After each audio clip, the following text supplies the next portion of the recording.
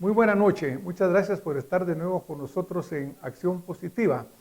Vamos a seguir trabajando en aportar para que los ciudadanos tengan información sobre lo que está sucediendo en Guatemala y particularmente lo que está sucediendo en aquellos ámbitos tan sensibles como es la educación, como es la salud y muchos de estos temas relacionados con la pandemia que nos está azotando ya por 1 año y medio y que aparentemente, de acuerdo a la opinión de diferentes expertos, a la opinión de instituciones como la Organización Mundial de la Salud, pues es algo que ya es endémico, va a seguir acá con nosotros 2 o 3 años más y obviamente, aunque nos ha costado, tenemos que seguirnos acostumbrando a convivir con la pandemia. Hay vacunación en camino, no se ve claro como quisiéramos que estuviera sucediendo, como ya ocurre en otros países, pero va a llegar. Pero para mientras, lo que es recomendable es seguir con las medidas de distanciamiento social, el uso de la mascarilla, el no reunirnos en grandes grupos, etcétera. Medidas sanitarias mundiales que son recomendadas ampliamente. Desafortunadamente este virus sigue muy persistente. Vemos que países como Chile han vuelto a cerrar, vemos que la China ha vuelto a tener rebrotes, Europa también. Es decir, no hemos logrado salir de este problema. Los países que han logrado salir un poco adelante son, por ejemplo, aquellos que han tenido un mayor índice de vacunación, como Estados Unidos, como Israel. Mientras más se vacuna, más se alcanza inmunidad en grupo y los procesos cuando la gente adquiere el virus son mucho menos agresivos, son mucho menos graves. Uno de los aspectos más golpeados por esta pandemia ha sido lo que ha venido sucediendo en el campo de la educación. Nuestra querida Guatemala desafortunadamente ya traía un rezago importante, que ahora este rezago pues desafortunadamente por todo lo que está sucediendo, lo más probable es que vuelva a aumentar, vuelva a incrementarse y estemos más retrasados todavía que lo que veníamos estando. Pero para hablar sobre este tema, me he permitido invitar a distinguidos profesionales quienes nos van a aportar significativamente. Hemos seleccionado a un panel sumamente interesante y capaz. Hemos tenido la suerte que todos ellos nos han aceptado la invitación y me voy a permitir presentarlos. En orden de que las damas van primero, presentamos a la licenciada Diana Brown. Ella es directora ejecutiva de la Asociación de Colegios Privados. Representa la educación privada en el Consejo Nacional de Educación. Es integrante fundadora de la Comisión Intersectorial de Educación de CONCYT y representa la educación privada en varias instancias. Es una convencida que la educación es la solución a nuestros problemas y comparte esas ideas en las aulas universitarias y en general en los ámbitos educativos. Es rotaria, fue presidente e integrante de la Junta Directiva del Club Rotario Guatemala Oeste.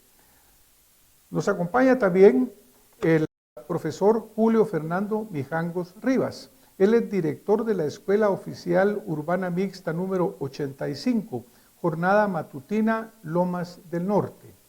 Y nos acompaña el licenciado José Inocente Moreno Cámbara. El licenciado Moreno Cámbara es licenciado en Educación de la Matemática y Física. Tiene un máster y doctorado en Astronomía. Fue viceministro de Diseño y Verificación de la Calidad Educativa del Ministerio de Educación del 2016 al 2020.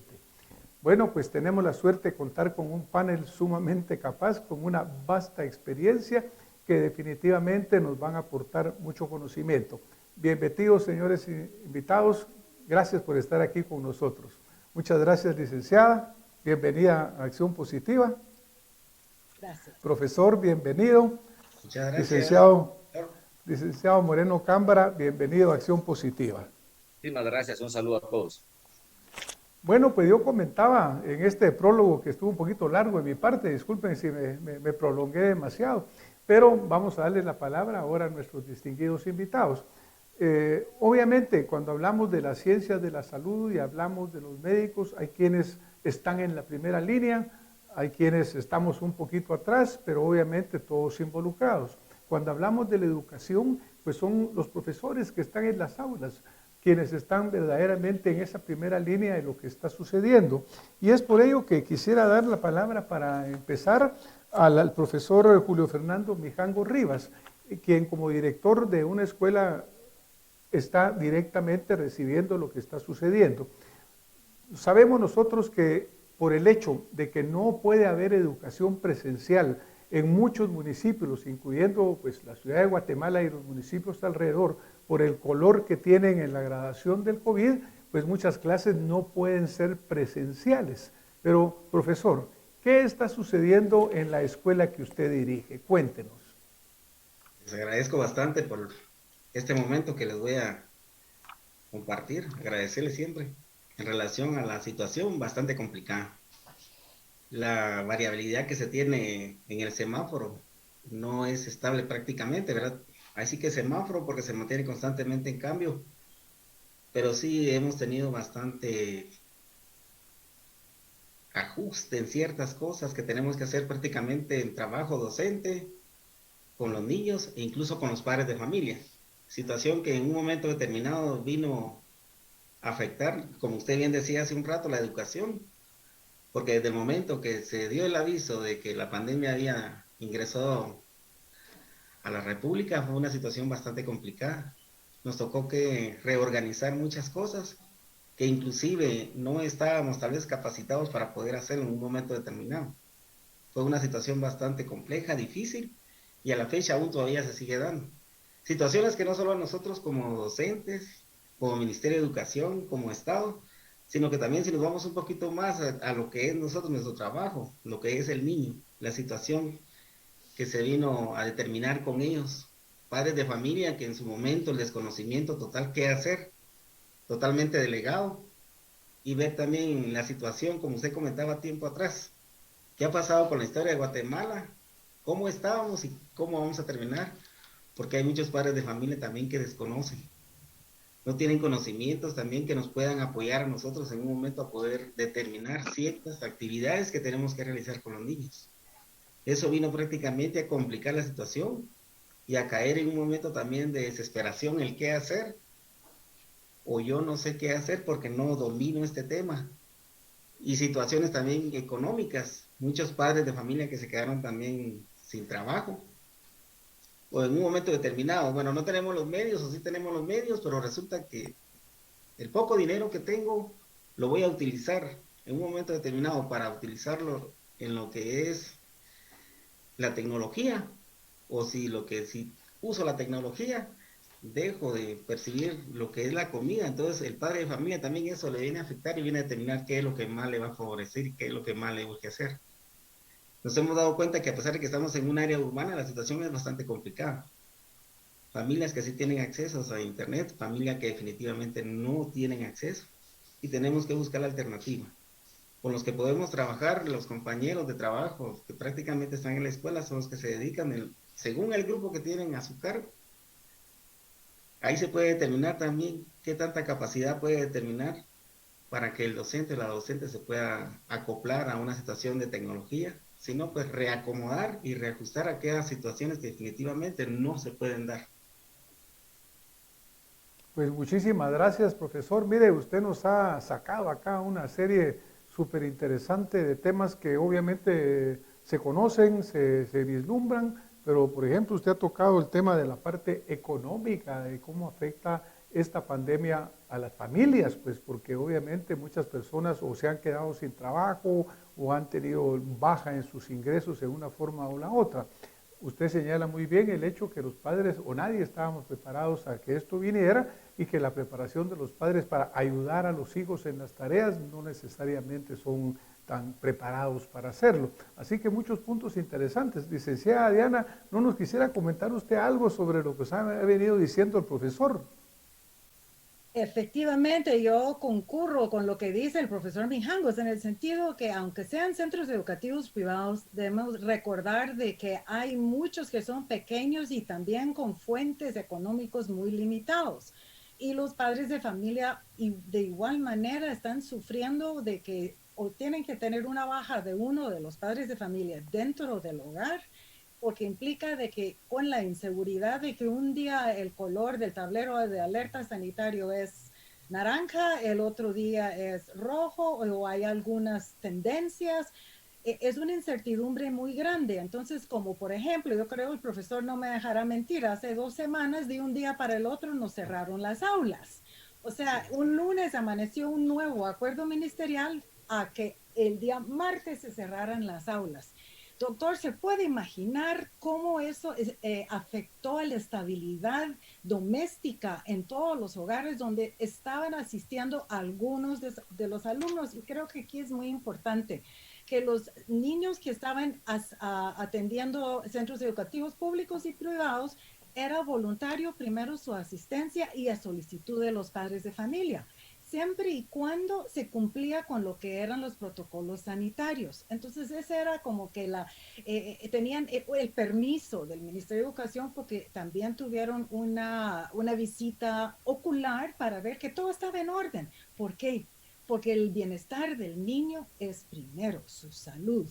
Y luego, pues, lo que es la interacción, sabemos todos, hemos estado leyendo en todos los medios de comunicación y todo lo que son los informes y reportes, lo que es la interacción es tan importante, porque estar ante una pantalla ya 14 meses no es, pues, si uno para adulto, hay un momento donde uno dice, me tengo que levantar, ¿cómo estarán los niños que tienen periodos, 10, 8 periodos, sí se les recortó un poco, ya no son de 45 minutos, 30, 35 minutos ante una pantalla? O sea, sí son aspectos que tenemos que aprender a vivir con ellos, porque como usted bien lo dijo, aquí, ni aunque nos vacunemos todos el día de mañana, aquí el virus no se va por 1 año, 2 años. Entonces, ¿qué es lo que debemos hacer, profesor? No, espero que usted me confirma lo que es mi idea. Es que realmente hay que cambiar la metodología, hay que cambiar la educación, porque es otro el contenido, perdón, contenido no es, las competencias y las destrezas que tenemos que enseñar y de otra manera. O sea, sí, la brecha se ha profundizado, la calidad de la educación se cuestiona porque son modalidades nuevas que tenemos que crearlos, tenemos que ser creativos, tenemos que ser innovadores, porque esta es una situación de constante cambio. Muchísimas gracias, licenciada. Pues obviamente lo que nos expresaba el profesor Mijangos ha abierto una discusión interesante. Le pregunto al licenciado Moreno, usted fue viceministro y la parte de la verificación de la calidad, recuerdo, fue una de las partes que usted trabajó muchísimo.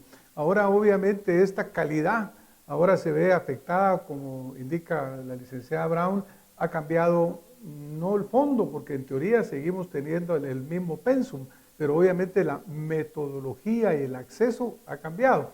¿Qué preocupaciones se levantan acá, licenciado, con respecto a la calidad de lo que están recibiendo estos niños? Porque sin educación no hay progreso, y nosotros ya siendo un país que teníamos serios problemas de calidad educativa, imagínense ahora. ¿Qué piensa usted de todo esto que nos están diciendo, licenciado? Muchísimas gracias. Un saludo muy especial a todos y sobre todo a mis queridos colegas panelistas y a usted, doctor. Es un tema exageradamente complejo porque ya el término calidad educativa lo era antes de la pandemia.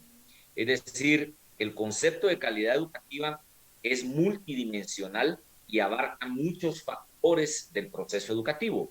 Abarca al alumno, abarca el entorno, abarca los contenidos, abarca los procesos, los resultados. Y todo esto colimado y alineado por actores fundamentales que eran, digamos, los directores y los profesores, pero que está sujeto a un entorno social, cultural y político de cada uno de los países, ¿verdad? Era imposible antes de la pandemia pretender el modelo de calidad educativa de Noruega, porque no tenemos el entorno social, ni cultural, ni político de Noruega.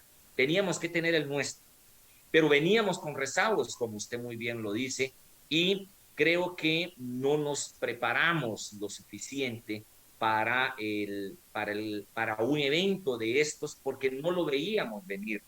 Esto no se trata de buscar culpables, esto no se trata de buscar responsables, sino de buscar soluciones. Hoy estamos inmersos en un medio en el que no es nuestro hábitat natural como docentes. Los que nos dedicamos a dar clases nos sentimos fuera de nuestro hábitat.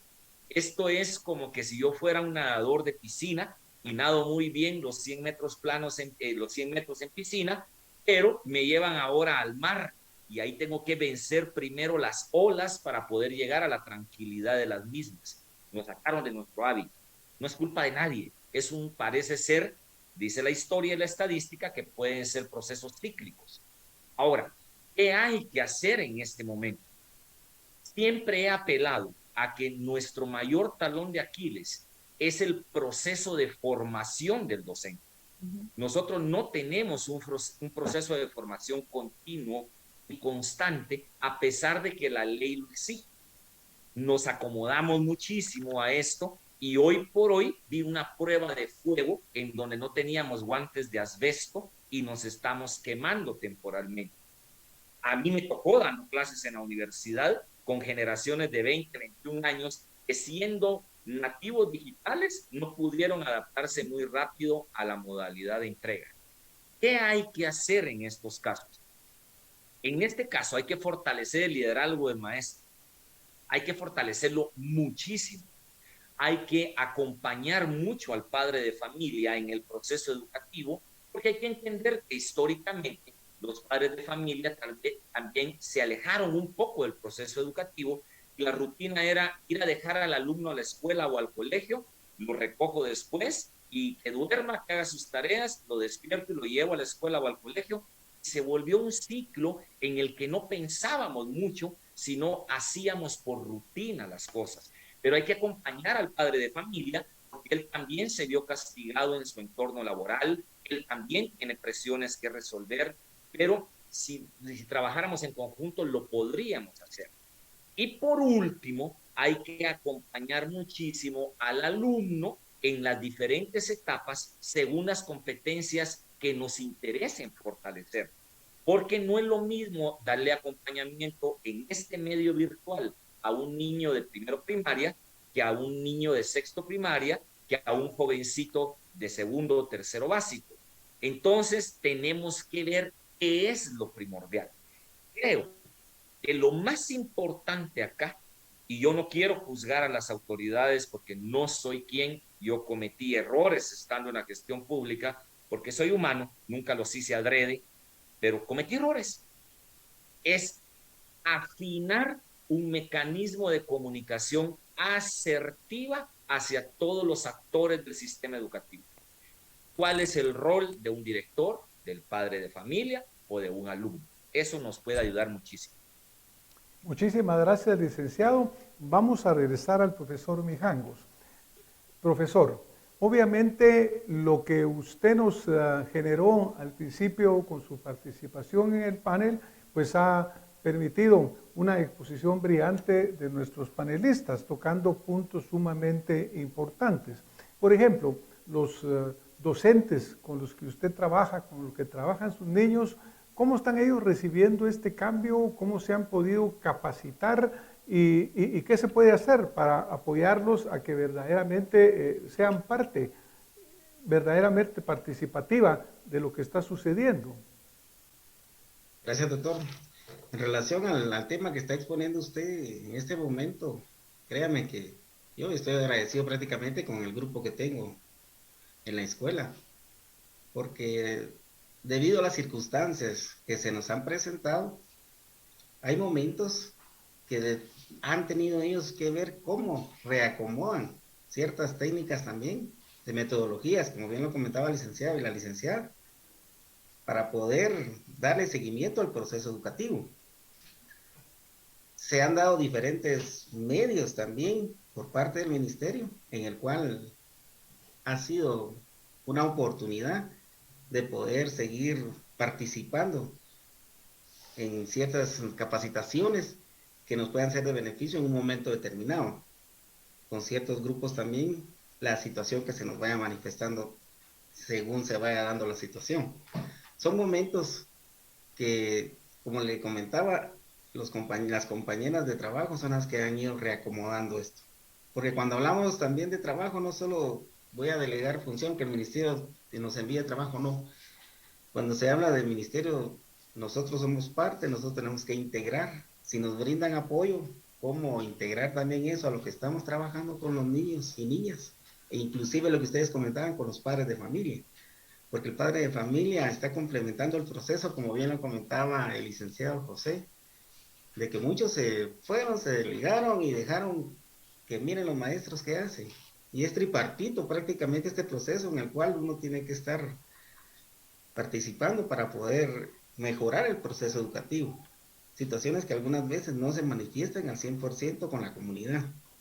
Pero las compañeras, como les vuelvo a comentar, han tenido referencias tanto virtuales, apoyos también bibliográficos y guías de trabajo que prácticamente el ministerio ha otorgado. Y aparte de eso también la visión que tienen ellas de seguir participando también y seguir viendo también qué aspectos pueden ir mejorando en el aprendizaje de los niños, porque ellos van dando la pauta también hasta dónde se ha llegado en ese momento, si las competencias también se han llegado a alcanzar o en qué falta fortalecer. Situación que este año nosotros estamos expresando también, nos estamos dando cuenta de que hay que retomar, hay que trabajar bastante. Hay que trabajar bastante de lo que se vivió el año pasado, porque hubo aspectos que definitivamente no se llegaron a alcanzar. Entonces es un año que se puede tomar de retroalimentación, de fortalecer para seguir avanzando, porque si no nos podemos quedar prácticamente fuera de. Pues muchísimas gracias, profesor. Mire, de los alumnos que usted tiene, ¿qué porcentaje de ellos tendrán pleno acceso a Internet? ¿Qué porcentaje de ellos tienen que recibir el portafolio o el material una vez a la semana? ¿Cómo están combinando este sistema? ¿Se están yendo principalmente por lo virtual vía Zoom o están utilizando más este material impreso que da el ministerio y que los padres tienen que recoger y traer de vuelta después? Digamos un 60% tendría acceso al Internet.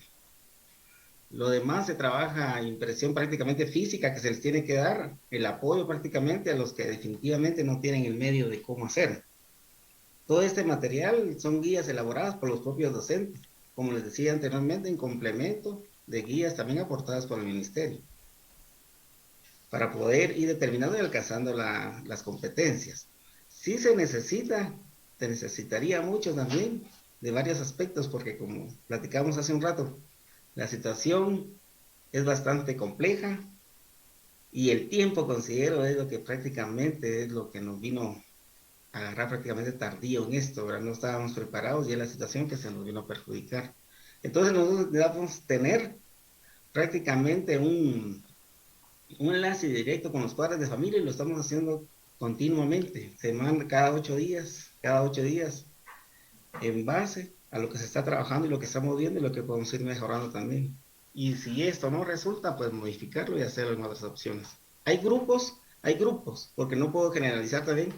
Hay grupos de un determinado grado que sí tienen acceso, pero resulta que otro grado, lamentablemente ese grupo no. Y eso es lo que prácticamente viene a perjudicar. Y no podemos afectar, no podemos darle seguimiento solo a un grupo, sino que tenemos que alcanzar las competencias con todos. Pues obviamente son problemas sumamente complejos, un 60% con acceso, otro 40% que no. Licenciada Brown, una pregunta. Tuvimos con usted una plática anterior, un programa muy interesante sobre estos nuevos métodos, estas nuevas tecnologías. Y ahí hablábamos pues que nuestra Guatemala, es un país con tantas asimetrías, con tantas diferencias. Por ejemplo, aquí hablamos de una escuela que está pues prácticamente en el área del gran área metropolitana, pero ¿qué estará pasando, licenciada, allá lejos? San Marcos, en Quetzaltenango, en Huehuetenango, en los municipios bien lejanos, donde hay también una gran cantidad de niños que muy probablemente no tienen ningún acceso a Internet. ¿Qué piensa, licenciada? Tenemos asociados en la provincia y en esos departamentos que usted menciona ahorita. Son retos más grandes aún. Son retos que son difíciles de superar. y si más están descansando y no me van a creer en lo que es la mensajería de WhatsApp, porque la mayoría de los padres de familia sí utilizan lo que son algún teléfono con alcance a internet. Usan mucho esa modalidad para envío y recepción de diferentes contenidos. Sin duda alguna, y no solo hablemos de las distancias, los idiomas. ¿Cómo pueden estar dando las clases en distintos idiomas, todo lo que son necesarios de darlos? Y esto, doctor y colegas, a eso tal vez me lleva a lo que yo quisiera que compartiéramos. Hablamos de un momento de otras metodologías. Esta era la oportunidad de oro de cambiar el currículum nacional base. Esta era la oportunidad de oro de ver otro enfoque a lo que es la educación respetada en todos los niveles, público, privado, municipal y por cooperativa. Tenemos que tener un alcance mundial, digámoslo de esa manera, y es a través de una educación vivencial. Ahora es cuando entonces vemos con el profesor y con el doctor Moreno, vemos de que son competencias, son destrezas. Entonces ya no es un contenido, no es memorizar. Entonces los que están fuera, que están en el campo, están aprendiendo a través de actividades y así es lo que tenemos que hacer, pensar en proyectos, pensar en una interdisciplinariedad de las asignaturas a que los vivamos, porque el mundo no va a ser igual cuando termina esto. Vamos a tener una creatividad nueva, vamos a tener un mundo absolutamente distinto. Entonces tenemos que estar preparados ¿para qué? Para el cambio.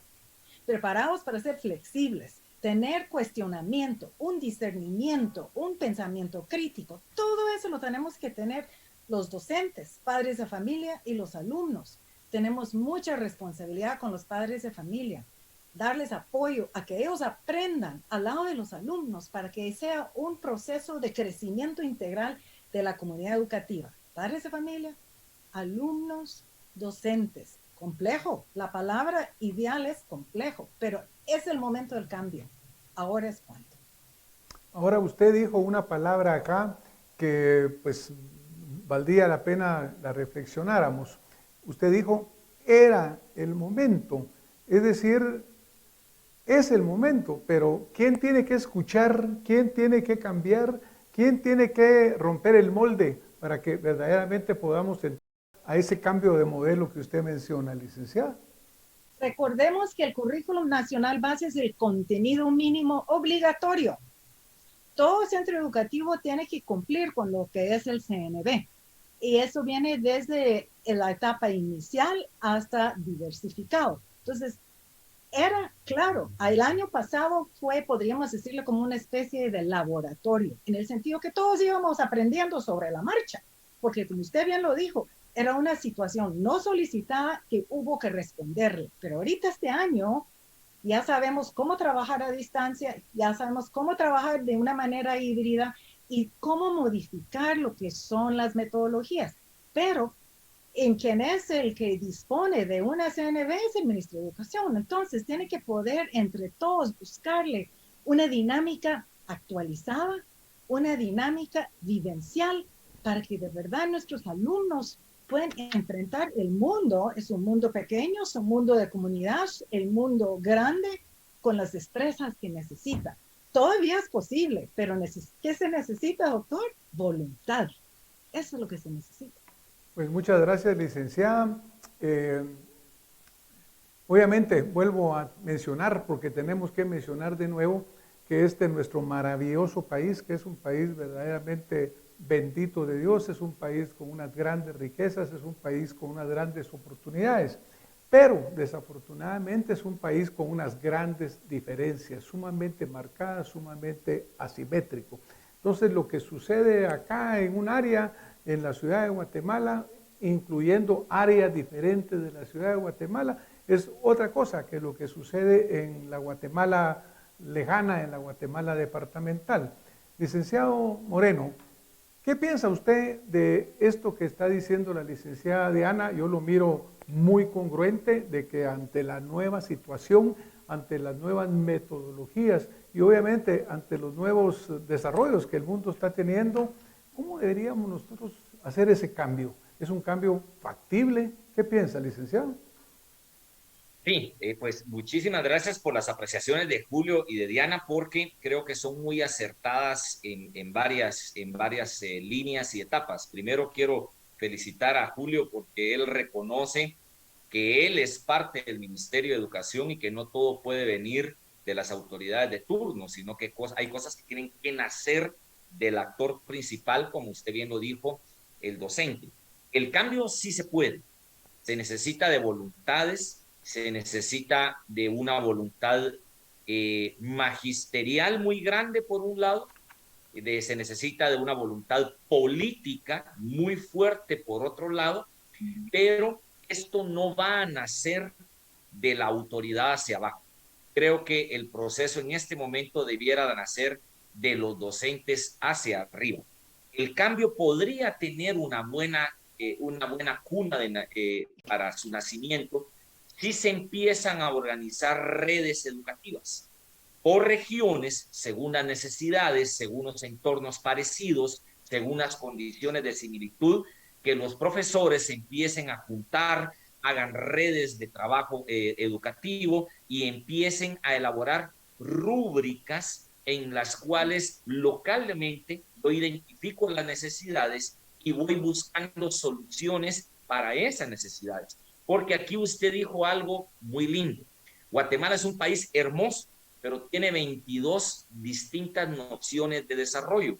Entonces, lo que yo puedo planificar acá en zona 10 desde el ministerio no va a ser efectivo ni siquiera ya en los límites de la ciudad donde está Julio, y mucho menos en Baría o en Huetenango, porque las nociones son otras. Creo que la solución aquí son las redes locales, y en este momento debiéramos de partir de la participación comunitaria docente para encontrar las soluciones de cada uno de nuestros entornos, y al mismo tiempo el ministerio debiera de tener un equipo trabajando paralelamente para solventar la crisis inmediata que le permita solventar la crisis inmediata, que tome estas buenas prácticas, que las pueda comunicar, que tome estos buenos ejercicios docentes, que los pueda replicar o que los pueda dar a conocer para que cada uno desde su comunidad diga, esto se adapta a mí, esto no se adapta a mí, esto lo puedo cambiar, esto no lo puedo cambiar. Si no hay un trabajo en conjunto, coordinado y lógico, no vamos a salir del apuro, y esto va a ser en extremo lamentable, porque vamos a tener dentro de 5 años a alguien al que le vamos a poder echar la culpa, pero peor aún, alumnos con menos preparación a los que nos va a costar muchísimo nivelarlos. Este era el año del reconteo, este era el año de decir nos equivocamos en esto y ahora redireccionamos. Pero aquí hay que tener, vuelvo a insistir y comparto lo que dice Diana, una enorme voluntad de trabajo. Así como el profesor Mijangos está satisfecho de su equipo y se siente bien con ellos, se deberían de sentir todos los directores y se debieran de sentar entre directores a diseñar una estrategia local de cómo salir de este asunto, porque no hay expertos en todos los temas en esta dinámica. Lo que hay que son buenas voluntades de trabajo dispersas. Ahora hay que llevarlas a un conglomerado, que pueden ser las redes educativas, y probablemente así tenemos una buena probabilidad de salir adelante. Muchísimas gracias, licenciado. De nuevo, pues oigo esta palabra era, ¿verdad? Un poquito esta frustración que creo que todos sentimos de que se están dejando pasar oportunidades o se están dejando pasar momentos, porque el año ya pasó, el año prácticamente se fue y obviamente no se hicieron los cambios que se necesitan hacer. Por ejemplo, Diana mencionaba el hecho pues de la educación bilingüe, que es tan importante en Guatemala, y realmente cuando nos damos cuenta, si no se puede hacer la educación, digamos, en el idioma español, pues obviamente menos se está pudiendo hacer en todos los idiomas que debían de hacerse, porque no existe profesorado, no existe capacidad. Entonces, esto me trae a la parte de la línea final. Estamos haciendo el esfuerzo, vemos por ejemplo que los docentes del profesor Mijangos ahí en la escuela están poniendo todo su esfuerzo y toda su gana, pero vamos al resultado final, profesor Mijangos. ¿Cómo van a hacer ustedes para evaluar el resultado de la enseñanza que se está dando a estos niños? ¿Cuál va a ser el método evaluativo? Estamos basándonos en lo que decía hace rato el licenciado José, de lo que es la rúbrica. La rúbrica es el instrumento que tenemos para evaluar en este momento a los niños, que prácticamente ahí ponemos nosotros o podemos exponer nosotros lo que queremos, que prácticamente los niños logren desarrollar. Estamos conscientes que hay otras herramientas que nos van a permitir también hacer ciertas evaluaciones, pero nos vamos a hacer ese enfoque prácticamente para determinar el alcance que se tuvo en prácticamente si al terminar este año se lograron dar o no se lograron dar. Situaciones que se nos van dando anticipadamente. En base a este instrumento que tenemos nosotros como válido para poder determinar los alcances, podemos ir midiendo también en cierto momento hasta dónde se ha llegado. Hay momentos que prácticamente no se cumplen. No es porque no querramos, sino que otra vez se vuelven a integrar otros aspectos del contexto en el cual prácticamente los niños se desarrollan. Y en base a lo que está sucediendo o lo que está exponiendo, porque tenemos casos que prácticamente nosotros no nos imaginábamos, tenemos que hacer una readecuación prácticamente para poder integrar. Que era lo que se comentaba hace rato, no es dejar a un lado, sino que tratar la manera y buscar el medio de cómo integrar al alumno o alumna al proceso y que se logre desarrollar prácticamente por parte del niño o niña, integralmente con el padre de familia y nosotros los docentes, el proceso educativo, que se alcance, que se logre desarrollar. Y si no se dio, pues definitivamente buscar otra alternativa que nos facilite, o que le facilite, más bien dicho, a lo que es el alumno alcanzar ese proceso. Esperamos nosotros alcanzar ese proceso que prácticamente sea satisfactorio. Estamos conscientes de que la situación es compleja y sabemos que prácticamente año tras año, a lo que estaban diciendo, es el momento de ver qué se puede hacer, cómo se puede reestructurar y qué se puede ir alcanzando en todos estos momentos, porque sí se nos van a ir dando. Estoy consciente de que se nos están dando unos y pueden venir otros, porque hay momentos también donde estoy consciente que han habido tal vez un retroceso, tal vez en conocimiento cultural o en el desarrollo de lo que son habilidades matemáticas, pero también muchos niños y niñas con este nuevo modelo que tenemos ahorita del proceso educativo, muchos han llegado a un proceso también de destrezas y de conocimiento de lo que es definitivamente la tecnología, situación que anteriormente no se daba, porque no había un espacio determinado. Nos vino a obligar a nosotros como docentes, al padre de familia y al niño también a integrarse y a utilizar estos medios, que podemos ver que eso puede ser también un alcance para otras formas también de poder desenvolverse a futuro. Pues muchas gracias, profesor. Obviamente siempre se dice que en las crisis salen las soluciones. Algo que se comenta muchísimo, pues es Vox Populi, diría yo, entre muchas gentes, es la frustración que tienen los padres de familia. Rápidamente, profesor, ¿ha escuchado usted de padres de familia, de los niños que van a su escuela, sentimientos de frustración? ¿Cómo expresan ellos frustraciones? El encierro prácticamente ha sido una de las causas que prácticamente algunos han manifestado, e inclusive momentos donde no querer trabajar, no querer salir, el aspecto también depresivo que algunos han tomado, eso ha sido una de las causas también que nos ha perjudicado a nosotros. Padres de familia que trabajan ambos y que no comparten, prácticamente el niño o niña está sola. Son situaciones que vienen a expresar y que vienen a darse también momentos de desgano, de no querer hacer mayor cosa también. Esas son situaciones que nos vienen a darnos a nosotros oportunidad también de qué forma se puede trabajar con estos niños o niñas, porque muchas veces ellos están solos. Algunos sí tienen acompañamiento, pero existe también violencia intrafamiliar. O algunos no están solos, están con otras personas que también ni parientes son, se dan otros casos que prácticamente la escuela o colegios o todo lo que es el sistema educativo, como es prácticamente atípico, no se le puede considerar idóneo en este momento, vino a dificultar y vino a hacer un retraso prácticamente también para el desarrollo integral, ¿verdad? El compartir prácticamente con otros niños o niñas, y que en su momento también integrarse al medio o la sociedad donde está, pues eso les ayuda bastante al desarrollo pleno de lo que es el niño, ¿no? Esas son una de las tendencias que nos hemos dado cuenta también y que lamentablemente han afectado bastante también el proceso educativo. Pues muchísimas gracias, profesor. Obviamente la calidad de la educación, porque vivimos en un mundo competitivo. Me recuerdo que antes cuando hacíamos comparaciones, pues ya nos comparábamos en desventaja con sistemas educativos de otros países del mundo. Obviamente hay los muy desarrollados, Finlandia, Noruega, los países escandinavos, etcétera, y obviamente hay los que están incluso atrás que nosotros. Pero obviamente la calidad educativa es fundamental, porque un país que no tiene niños bien formados, que no tiene jóvenes bien formados y profesionales capaces, pues le va a costar muchísimo más el desarrollo. Pero, ¿cómo medir el resultado de lo que actualmente estamos haciendo? Licenciada Diana, ¿cómo Que me vamos a da una poder pregunta medir? tan difícil, doctor, por Dios. Ah, por eso, pero se lo pongo usted porque sé que me la va a contestar muy hábilmente. Así que se la dejo. ¿Cómo vamos a medir lo que estamos haciendo? Yo quiero retomar y abonar lo que dijo el profesor Mijangos y lo que es la evaluación por rúbricas.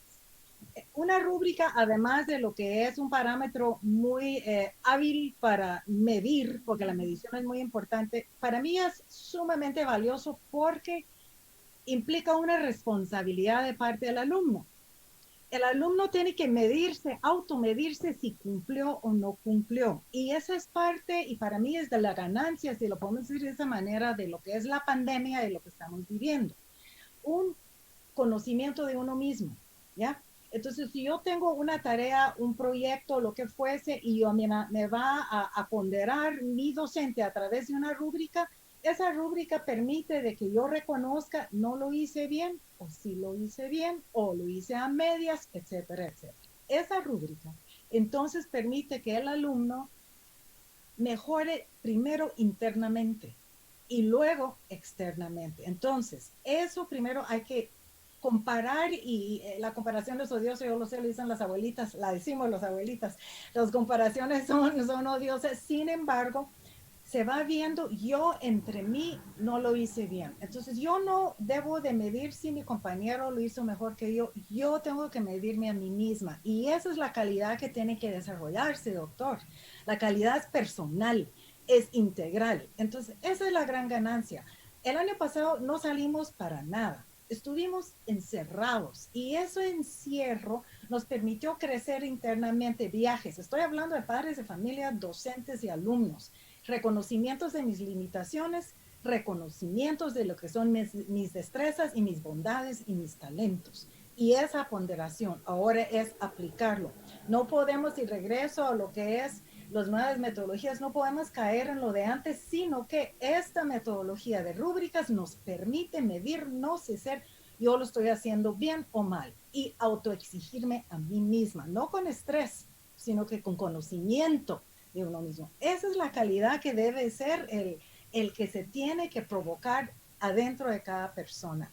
Ahora, si eso es sincero e interno, se reflejará en lo que es una calidad externa. Eso se va a ver, porque lo que son las mediciones pues son necesarias, pero sí a veces solo nos enfocamos en mediciones.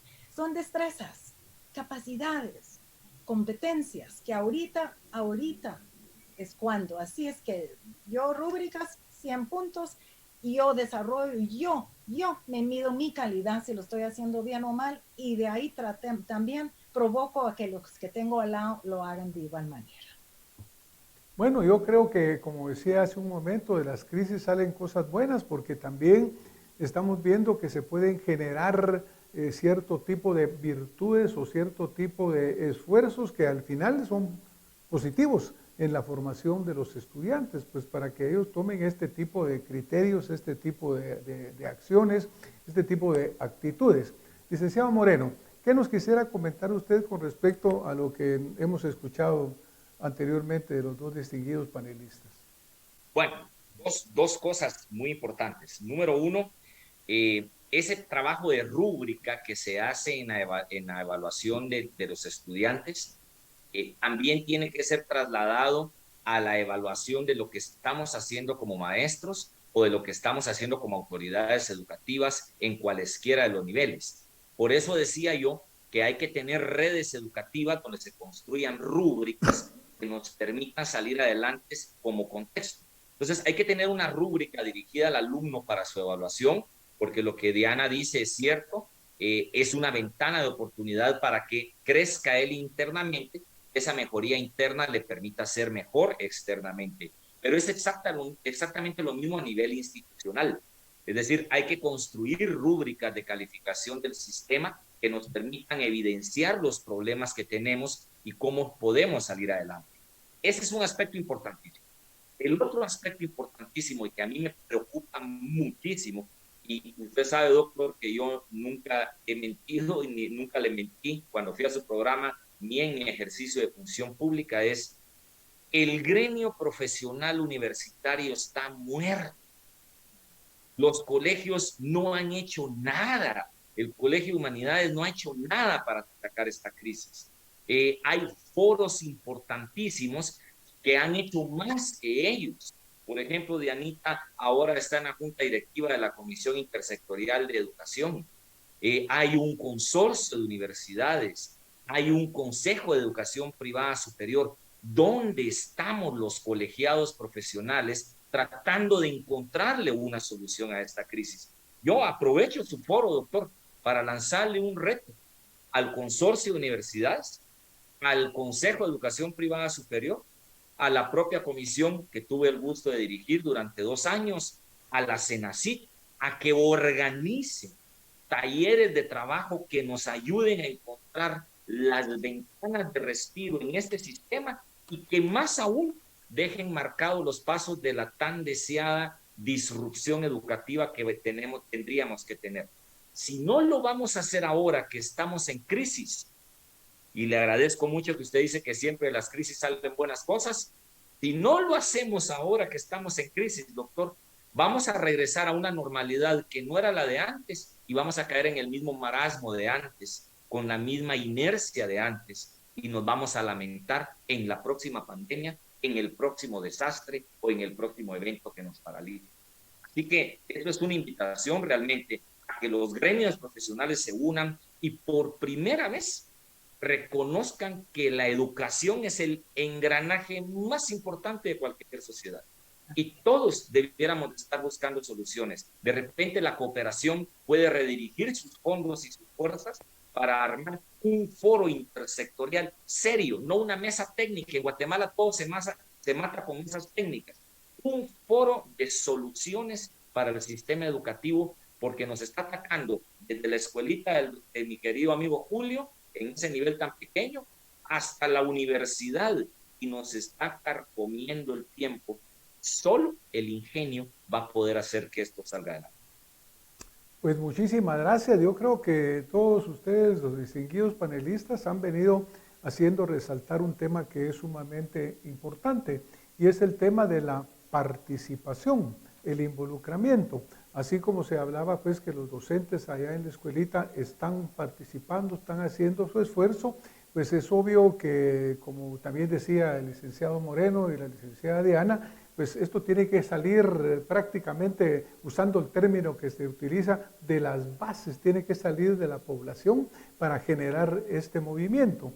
Y obviamente yo me uno al llamado que usted hace, licenciado Moreno, en el sentido que las élites, en el sentido correcto de la palabra, es decir, los colegios profesionales, los grupos científicos e incluso los tanques de pensamiento, pues deberíamos de estar todos trabajando juntos por el objetivo común.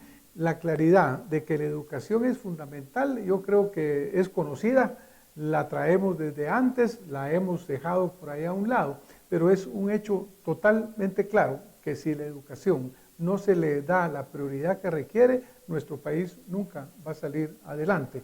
Teníamos años atrás, ahora esto nos coloca de nuevo en aguas sumamente confusas porque no sabemos para dónde va, no sabemos qué va a resultar. Pero también yo creo que nos abre oportunidades de integrarnos. Creo que la licenciada Diana mencionaba el hecho de que se está usando, por ejemplo, el WhatsApp para comunicarse.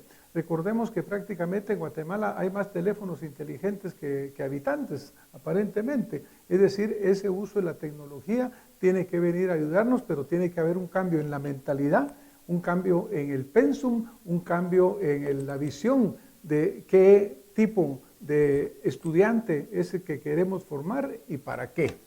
Bueno, vamos a tener que ir terminando el programa desafortunadamente. Yo quisiera darle un minuto a cada uno de los panelistas para que por favor me diera sus conclusiones finales, para que pensara qué quiere dejarle comunicado a la audiencia que hoy nos está viendo, que nos esté escuchando. Vamos a empezar por el profesor Mijangos. Profesor, ¿qué mensaje quisiera usted dejar en un minuto?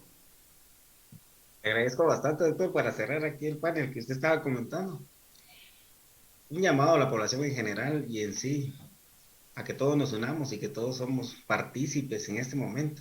No solo un grupo u otro el que tiene que hacer eso, todos somos, como se ha estado comentando.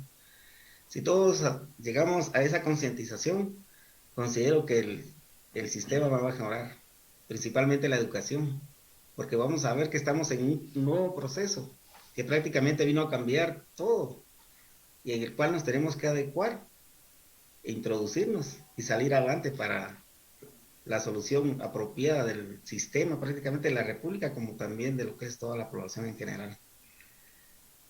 Muchísimas gracias, profesor. Muchísimas gracias. Gracias. Licenciada, ¿qué nos quisiera usted dejar como un mensaje que usted quisiera compartir? Yo quisiera que todos nos quitáramos la camisa de nuestras instituciones, de nuestras cosas particulares y nos pusiéramos la camiseta de Guatemala. O sea, somos un equipo con la voluntad unida, regreso a la voluntad, todos en conjunto con la meta final de un desarrollo integral del alumno, de la persona que será el ciudadano futuro. Vamos a asegurar el éxito, pero sin que yo hice, el otro hizo, él no hizo.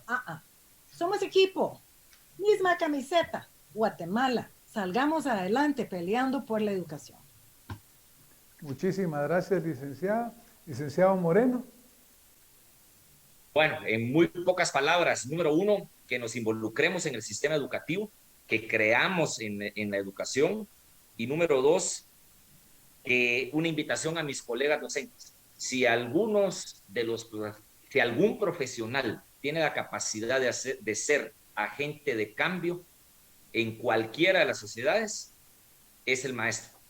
Así que yo los invito a seguir adelante. Quiero felicitarlos a los que han hecho y propuesto cambios, que continúen haciéndolo, pero que no desmayemos y que aprovechemos esta crisis para dar un giro lo suficientemente bueno y redireccionar la ruta hacia donde vamos.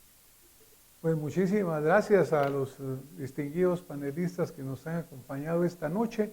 Yo creo que vamos a extraer algunas palabras importantes de las muchas importantes que dijeron. Por ejemplo, lo que acaba de decir el licenciado Moreno, creamos en la educación. Yo diría, volvámonos fanáticos de la educación. Aquí tenemos un presidente que se llamó el presidente de la educación, el presidente Arévalo, y fue un cierto florecimiento que después no necesariamente tuvo el seguimiento que debería de tener. Pero creamos en la educación, creamos que solamente a través de llevarla a donde debe estar, este país se va verdaderamente a desarrollar. Otra importante es que yo creo que dejemos atrás esa palabra era, como decía la licenciada Brown, no era, es el momento, es la oportunidad de hacer esos cambios fundamentales.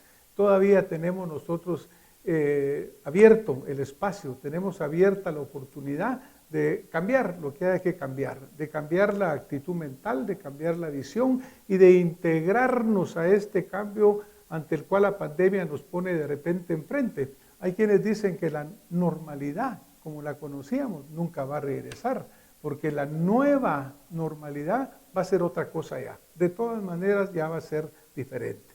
Y finalmente, pues yo también quiero reforzar la palabra que ustedes tres han utilizado, distinguidos panelistas, de unidos en el esfuerzo, porque solamente cuando todos nos unamos a trabajar juntos, a remar en la misma dirección y a llevar el mismo norte, vamos a lograr que esta nuestra Guatemala salga adelante. Pero muchísimas gracias, agradezco mucho a la licenciada Diana Brown haber estado con nosotros, le agradezco al licenciado Moreno todo lo que nos ha aportado y al profesor Mijangos, gracias por el esfuerzo que están realizando allá en la escuelita, gracias a los docentes que están con usted apoyándolo y a esos niños y a esos padres de familia que son la primera línea en que Guatemala salga adelante. Muchísimas gracias, buenas noches y nos vemos la próxima semana con más acción positiva. Muy buenas noches.